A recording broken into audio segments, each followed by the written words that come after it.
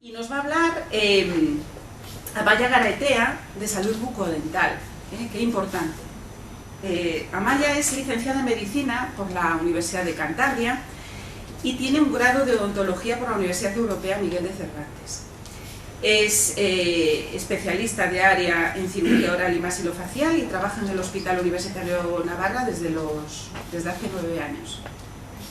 Os quiero agradecer que hayáis contado con nosotros para una jornada de este tipo, porque no es habitual. Y bueno, pues yo me pongo a preparar la charla y digo, pues ¿por qué nos han llamado a los dentistas a venir a un día como este? Y me pongo a informarme y demás. Vale, gracias.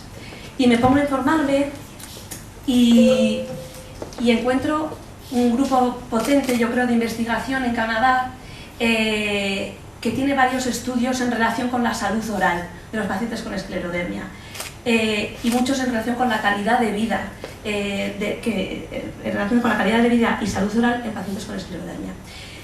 ¿Y qué concluye esta gente? Pues dicen, es que hemos visto que en los pacientes que sufren una esclerodermia hay más caries, hay más enfermedad periodontal, tienen más pérdida de dientes y tienen una calidad de vida menor que la población general por tener esclerodermia. Por lo tanto, concluyen que la esclerodermia es un factor independiente, o sea, el sufrir esclerodermia ya condiciona que vayamos a tener una serie de problemas de salud bucodental, por lo que veremos a continuación. Entonces quería empezar mi charla con unos conceptos muy básicos en odontología. Hemos hablado de caries y hemos hablado de enfermería periodontal. Las caries creo que están a la orden del día, todo el mundo tiene idea de lo que es una caries. Es una afectación del tejido duro del diente, es una enfermedad producida por bacterias que están en la boca y que afectan al tejido duro del diente. ¿Por qué? Pues hay este diagrama, ¿no? Que incluyen tres factores. En primer lugar, la dieta. No hay que comer azúcares, no comas los caramelos, lávate los dientes, no sé, bueno, lo que nos han dicho siempre los dentistas, porque realmente lo que comemos influye en que podamos tener caries. ¿Y por qué influye? Porque en la boca hay presencia de bacterias que a la vez que nosotros comemos, ellas también comen y producto de ese metabolismo generan ácidos. Ácidos que lo que hacen es atacar a ese tejido que os digo duro del diente, que es el esmalte. El esmalte está formado por minerales como el calcio, el fósforo, ¿de acuerdo? Y esos ácidos lo que hacen es arrancar ese calcio y ese fósforo de los dientes y poco a poco minan el diente hasta que hacen una cavidad, que es una caries. Y por supuesto influyen también factores del huésped, de cada uno de nosotros. Hay gente que tiene una higiene fabulosa y que a pesar de todo tiene caries. Hay gente que tiene una higiene pésima y que no tiene caries. Por lo tanto, algo ponemos cada uno de nosotros que a veces se conoce, a veces no, y que determina el que acabemos teniendo caries o no. Y en cuanto a la salud periodontal, hemos dicho la enfermedad de la caries y la enfermedad periodontal. La enfermedad periodontal afecta al tejido de soporte del diente. El diente no está puesto así en el hueso sin más, sino que hay todo un aparato que le ayuda. Y ese aparato está formado por el hueso alveolar, que es el hueso que está alojando al diente, por la propia raíz del diente y el cemento que forma la raíz del diente, por el ligamento periodontal, que es un ligamento, igual que los ligamentos de nuestras articulaciones, el diente está articulado con el hueso por ese ligamento y por eso se mueven los dientes, por eso funciona la ortodoncia, por eso la gente con la edad dice, a mí es que se me apiñan los dientes aquí delante, pues porque los dientes constantemente se están moviendo. Y un cuarto elemento muy importante que es la encía que reviste todos los dientes.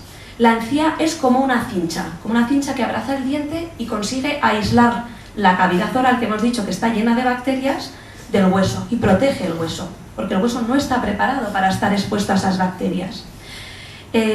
Cuando hay determinados factores que ahora hablaremos que influyen y se inflama nuestra encía, pierde esa función de cincha, se afloja, por decirlo de alguna manera, y las bacterias acaban penetrando al hueso. Y en ese penetrar al hueso generan una inflamación crónica que acaba destruyendo ese hueso y el diente se queda sin soporte y se acaban perdiendo los dientes. Entonces, tanto para la caries como para la enfermedad periodontal hemos dicho que influyen las bacterias y factores del huésped. Y aquí es donde entra en juego la esclerodermia. ¿Qué factores tenemos que nos generan caries o que nos generan enfermedad periodontal y por lo tanto pérdida de dientes en última instancia. Pues en cuanto a las bacterias veremos todo el tema de la microstomía, de la falta de saliva, etcétera, que influyen, ¿de acuerdo?, en que tengamos dificultad para la higiene, en que los dientes estén menos protegidos. Y luego en la pérdida de hueso no sabemos por qué hay una reabsorción de determinadas estructuras óseas de nuestro cuerpo, entre ellas el hueso que soporta los dientes, y por motivos que desconocemos ese hueso se reabsorbe y acabamos presentando una enfermedad periodontal. Esto es el aspecto que puede tener una persona con una enfermedad periodontal, no necesariamente con esclerodermia. Esto está a la orden del día en cualquier persona de la calle, ¿de acuerdo? Y son esos dientes que son más largos porque han perdido esa encía y ese hueso que les sujetaba. Y ahora ya nos vamos a centrar un poco en lo que es la esclerodermia. ¿Por qué afecta por qué nos hace que tengamos caries y por qué hace que tengamos enfermedad periodontal? Hay una serie de manifestaciones que aparecen por la propia enfermedad en sí, pero hay otro grupo que aparece también porque tenéis muchísimos tratamientos y la medicación tiene efectos secundarios, y hay efectos secundarios que se manifiestan en la boca, ¿de acuerdo? Entonces lo que veremos a continuación. En cuanto a los problemas relacionados con la propia enfermedad, pues uno de los más llamativos, importantes, es la microstomía, es decir, por esa fibrosis que se produce alrededor de los tejidos de la boca, hay una dificultad para la apertura oral. Y esto pues es de cajón de madera de pino, que si yo no puedo abrir la boca, no me puedo lavar bien, no me puedo higienizar bien, pero ni puedo yo, ni puede mi dentista, ni puede mi higienista. ¿De acuerdo? Entonces, es un problema de índole físico en el manejo de la salud oral. ¿Qué medidas se pueden hacer? Pues existen pautas de rehabilitación en las que yo no soy experta porque esto se encargan más los rehabilitadores, pero de estimulación neuromuscular, masajes, etcétera, y luego y se ve que tiene mejoría, ¿no?, que algo aumenta la apertura oral, y luego hay unos ejercicios que sí que cada uno puede hacer en casa para intentar mejorar la movilidad de todos esos tejidos que nos impiden abrir la boca.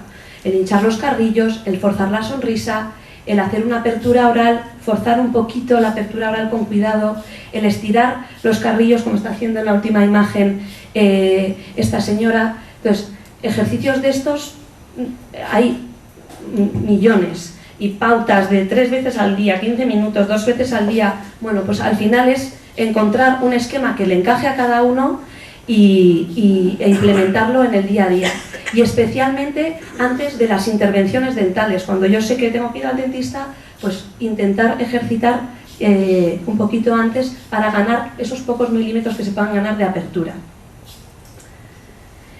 ¿Qué otras herramientas, ¿no? Porque decimos que esta falta de apertura oral lo que hace es dificultarnos la higiene. Hay una batería de cepillos que sacan las marcas especiales, ¿no? Pues como este cepillo que tiene las cerdas curvadas para abrazar el diente y limitar los movimientos que hay que hacer con las manos. Usar cepillos infantiles que tienen los cabezales muy pequeños. También hay cepillos protésicos que tienen cabezales muy pequeños.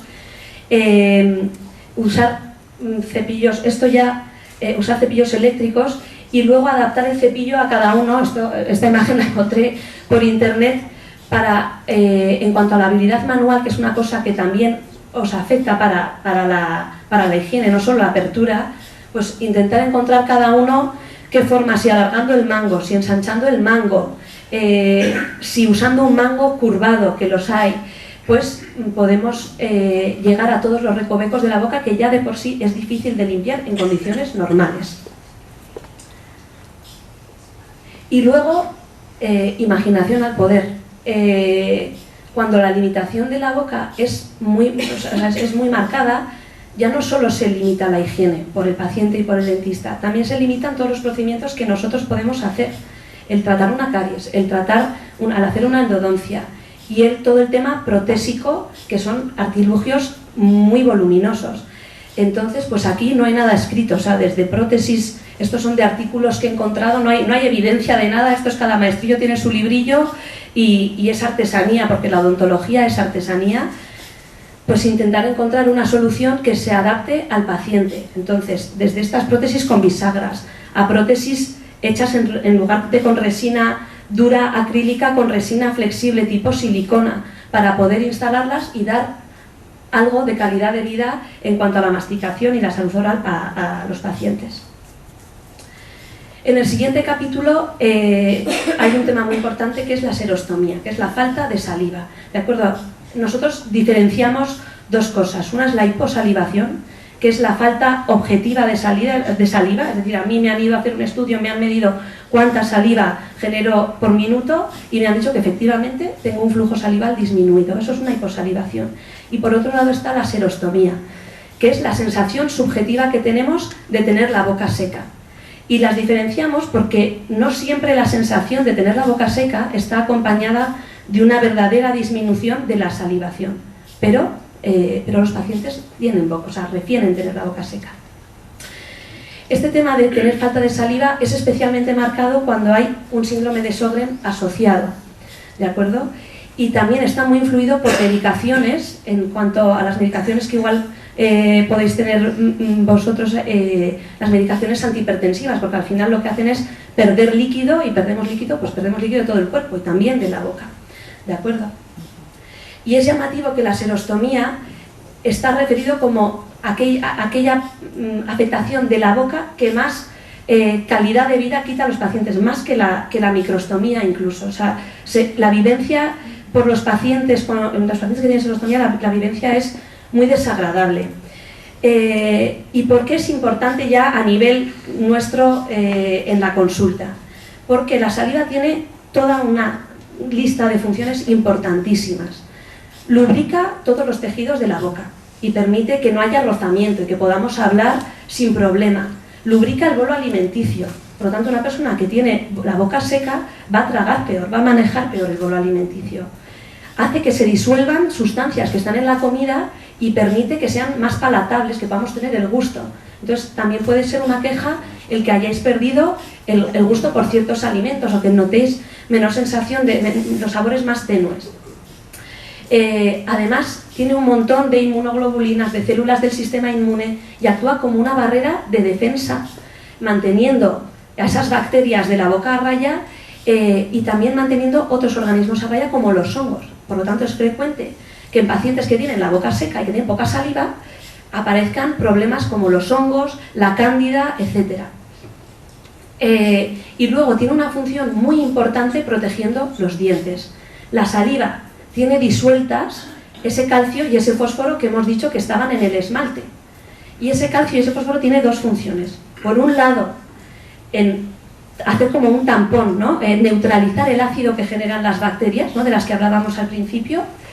Y por otro lado, cederle esos iones, o sea, ese calcio y ese fósforo, esos minerales, al esmalte. De manera que si las bacterias que están en el diente lo están desmineralizando y están afectando a mi esmalte, la saliva llega corriendo, le da esos minerales y lo vuelve a remineralizar. Y eso es un proceso que nuestra boca está constantemente a lo largo del día pasando. El diente se desmineraliza y se vuelve a remineralizar. Pero esto es gracias a la saliva.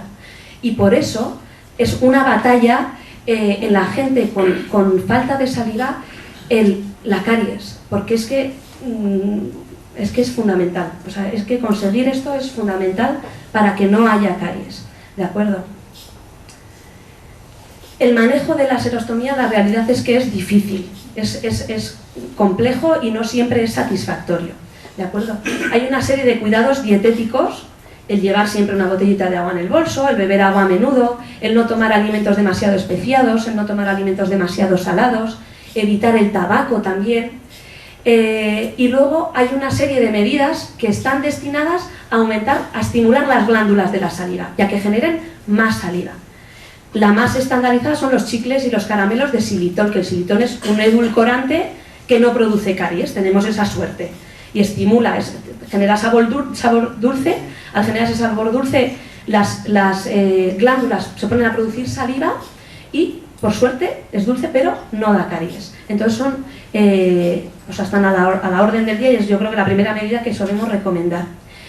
Y luego, cuando esto no funciona, tenemos que pasar ya a lo que es la medicación oral, que creo que la más estandarizada pues es la pilocarpina o el Salagen, que igual alguno tomáis. Son pastillas que se toman 4 veces al día y que lo que hacen es estimular la producción de saliva.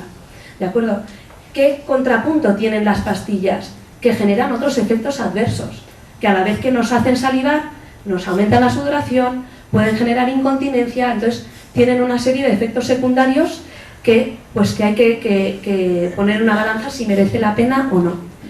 Y luego encontramos otro problema añadido, y es que especialmente en el síndrome de Sjögren lo que está ocurriendo es que los anticuerpos están atacando a nuestras glándulas, y esas glándulas se están desapareciendo, están perdiendo su función. Si no tenemos glándula, por mucho que nosotros le demos estímulo de saliva, de la pirocarpina, del ácido cítrico, de los chicles de xilitol, da igual, porque no hay glándula, no va a haber saliva. Y en ese caso tenemos que recurrir a lo que son los sustitutos salivales. En el mercado de sustitutos salivales hay, no sé, miles. Entonces, yo lo que suelo recomendar es que aquí cada uno pruebe. ¿Por qué? Porque la composición de la saliva es muy compleja. Y lo que a uno le puede funcionar, al otro no, porque hay un montón de mucinas que son las partículas, son las moléculas que hidratan, ¿no?, la boca y demás.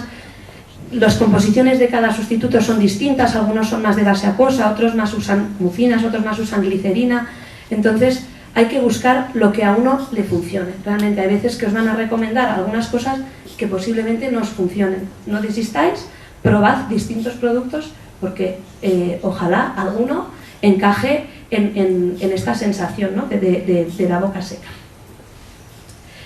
Otro problema, siguiente capítulo, que podemos encontrar son erosiones de los dientes. Hemos hablado de que las bacterias están generando ácido y eso hace robar los minerales al esmalte de los dientes.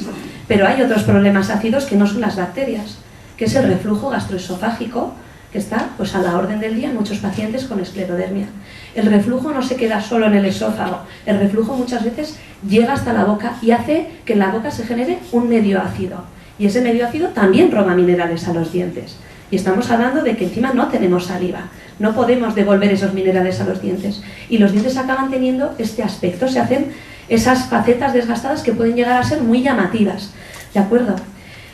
El manejo de estas erosiones es controlar el reflujo y la acidez, de disminuir los antiácidos, etcétera, toda la medicación en relación con el reflujo gastroesofágico, y por nuestra parte hacer restauraciones dentales, es decir, ese material que se va perdiendo, como no es un diente que está infectado, porque decimos que no hay bacterias ahí, pues restaurarlo, hacerle un pequeño empaste, poner una pequeña carilla, para que eso no vaya a más. ¿Te puedo hacer una pregunta? Sí. ¿Por qué todas estas cosas que nos deberíamos de hacer, porque se nos desgasta, por qué no entra en la seguridad social? Bueno, yo si quieres, me voy mañana contigo al ministerio a verlo, a preguntar por qué. Debería de ser algo que tendría que estar por lo menos subvencionado. Sí, pues no lo está.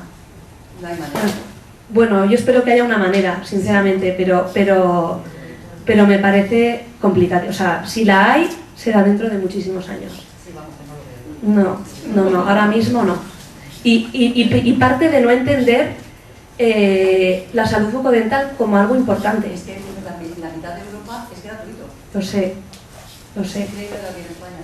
Entonces hay una parte que yo creo que sí que hay una parte de lobby privado, ¿no?, de que la odontología ha seguido una deriva de atención que está privatizada, pero parte también es porque creo que en la conciencia social no está realmente la importancia que tiene la salud bucodental, y creo que cada vez está más, pero yo cuando estudiaba medicina el aparato digestivo empezaba en la orofaringe. Yo no sabía cuántos dientes había en la boca, ni la saliva, ni la no saliva, o sea, no tenía ni idea de nada. Yo llegué virgen aquí a ser cirujana maxilofacial y dije, pues esto si no tengo ni idea de esto. Entonces, pues tiene que estar un poco en el saber popular y de los médicos también. Y luego ya saliéndonos un poco de lo que es la cavidad oral y yéndonos a los huesos de la cara, hemos hablado que no sabemos por qué hay una reabsorción, o sea, en algunos casos de esclerodermia. Y esa reabsorción, que generalmente suele ser en las extremidades superiores, puede afectar también en la mandíbula. Lo más normal es que afecte a los ángulos mandibulares, que es esta parte de la mandíbula que está aquí, y no tiene mayor relevancia que la alteración estética que pueda causar y que la mandíbula se ve debilitada. Entonces, si tenemos un golpe, pues es más probable que haya una fractura, pero bueno, es algo igual más anecdótico. Pero sí que es más importante a nivel funcional cuando afecta al cóndilo, que el cóndilo es la articulación de la mandíbula. Entonces, cuando se hacen procesos de artritis, como en otras articulaciones del cuerpo, y el cóndilo va poco a poco desapareciendo. Y esto genera, aparte de los consiguientes cuadros dolorosos que hay que manejar con los antiinflamatorios, con corticoides, con las medidas habituales que se usan para el manejo de la artritis, cuando el cuadro es muy avanzado y ya hay una afectación total del cóndilo, a veces nos obliga a hacer una cirugía y colocar una prótesis de la articulación, ¿de acuerdo? Porque si la articulación nos falta, la mandíbula se queda coja, los dientes no encajan, o sea, se hace un problema ya más serio, ¿de acuerdo? Y el manejo, pues como os digo, es el manejo sintomático y de intentar parar la inflamación en los momentos agudos, y cuando ya la cosa es muy avanzada hay que recurrir a cosas ya más drásticas. Y luego hablábamos de los problemas que pueden estar relacionados con los tratamientos que tomáis. Hemos hablado de la serostomía, que en parte es porque están atrofiadas las glándulas salivares, pero en parte también es por muchas medicaciones que generan sequedad bucal. Y luego hay otras cosas que pueden ocurrir con medicaciones, por ejemplo, los antagonistas de calcio, el nifedipino, son medicamentos que se suelen usar para el fenómeno de Raynaud y que pueden dar lugar a la aparición de una gingivitis que nosotros llamamos gingivitis hipertrófica, que es que las encías se ponen gordas, ¿de acuerdo? ¿Por qué ocurre esto? Pues tampoco se sabe por qué, pero la solución suele ser cambiar de fármaco y hacer una buena limpieza, porque las encías se engruesan porque estamos tomando el fármaco y porque hay bacterias en la boca. Entonces hay que intentar limitar y hacer las limpiezas que sean necesarias para limitar esa presencia de bacterias y que la encía intente volver a su ser, ¿de acuerdo? Y si no, pues hay que cambiar el fármaco. Y luego, una cosa que quería traer, que es anecdótica, pero que sí que está bien, que yo creo que esté como también en el saber popular, es la osteonecrosis de los medicamentosa de los maxilares. Este palabra lo que significa es que hay medicamentos que lo que hacen es que el hueso de la mandíbula y del maxilar no puedan cicatrizar correctamente. Entonces a uno le hacen una extracción y el hueso no cura. En una condición normal, uno quita un diente y a los 2 meses nosotros vamos a mirar y allí parece que no ha pasado nada. Se ha hecho nuevo hueso, se ha hecho nueva encía, todo ha quedado bien. Pero hay determinados medicamentos, entre los que se encuentra, por ejemplo, el rituximab, y cada vez más medicamentos de estas terapias biológicas, el infliximab, el erlotinib, no sé qué, que no todos se usan en la esclerodermia, pero algunos podrían aparecer y llegar a usarse, que pueden generar este problema. Y lo que ocurre es, como veis ahí en la imagen, que la encía no cura, el hueso no cura, y son infecciones muy tediosas de tratar. Responden mal al tratamiento, son muy largas en el tiempo de la evolución y realmente afectan mucho a los pacientes. Entonces esto tiene la importancia simplemente de tenerlo en la cabeza y de que cuando uno va a hacerse algo en la boca hay que avisar al cirujano o al dentista: oye, yo tomo todo esto, no sé si de todo esto me puede producir unos nervios, pero tú deberías saberlo, vamos a mirarlo para tomar las medidas que tengamos que tomar. Y luego no quería dejar de recordar medidas generales que son como de perogrullo, pero que es la base de la salud bucodental en la población, que es lo que hemos hablado al principio. La dieta, no comer azúcares o limitar el consumo de azúcares. Sobre todo, no comer azúcares entre horas, porque es lo que hemos dicho, cada vez que yo como azúcares hay ácido en la boca, se desmineraliza el diente. Al ratito me vuelvo a comer algo, vuelve a haber ácido en la boca, otra vez el diente. Al ratito vuelvo a comer algo. Entonces, hacer unas comidas ordenadas, evitar el consumo de bebidas azucaradas, beber agua, y luego evitar sobre todo alimentos que nosotros llamamos pegajosos. O sea, dentro de los caramelos está el caramelo duro y luego está el sugus, las gominolas, no sé qué, que eso es las ciruelas pasas, los orejones. Son alimentos que los comemos y se quedan pegados al diente, y son los alimentos que más riesgo de producir caries tienen, porque generan al azúcar que se queda ahí acumulado en el diente y se va liberando durante todo el día y acaba desmineralizando el esmalte, como hablábamos. Y luego, pues lo de la higiene, que nos dicen todos los días, nos han dicho toda la vida. 2 veces al día cepillarse los dientes, mañana y noche. La de la noche no se puede perdonar, o sea, la de la noche es la más importante. Cepillado interdental 1 vez al día.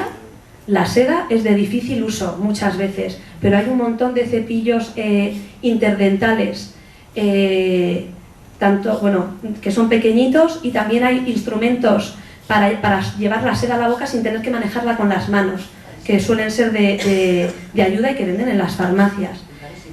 Y luego, sí, todo lo dental es carísimo, sí, y todos los cepillos especiales y todo, sí. Y luego usar dentífricos con flúor, que esto la mayor parte, o sea, creo que hoy en día prácticamente todos los dentífricos que se encuentran en el supermercado y demás llevan flúor, ¿de acuerdo? Porque el flúor favorece esa mineralización de la que hablábamos. Y luego lo que hablábamos de las consideraciones cuando vamos al dentista.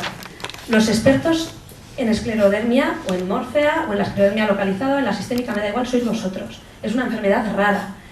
El dentista de a pie y los médicos en general del hospital, salvo que que se dediquen a esta patología, no la conocemos.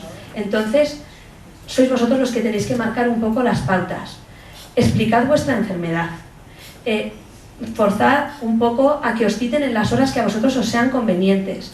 Explicad que necesitáis citas cortas, que no podéis abrir bien la boca, que a veces nosotros queremos, no te hago esto y te hago lo otro y te hago lo otro. Oye, no, me haces una cosa y mañana me haces otra cosa y otra cosa.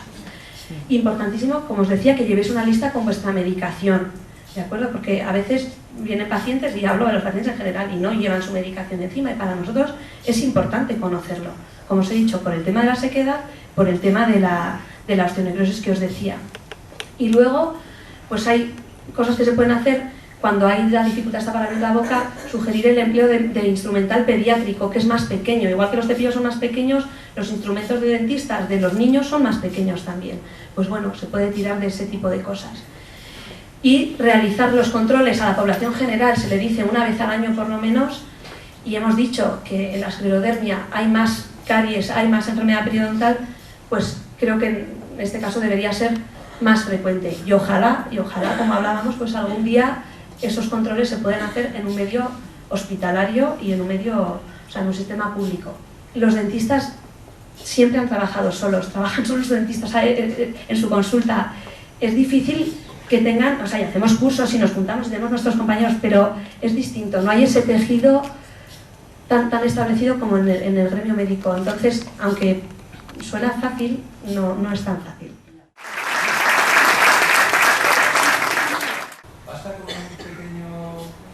Basta con un guisante.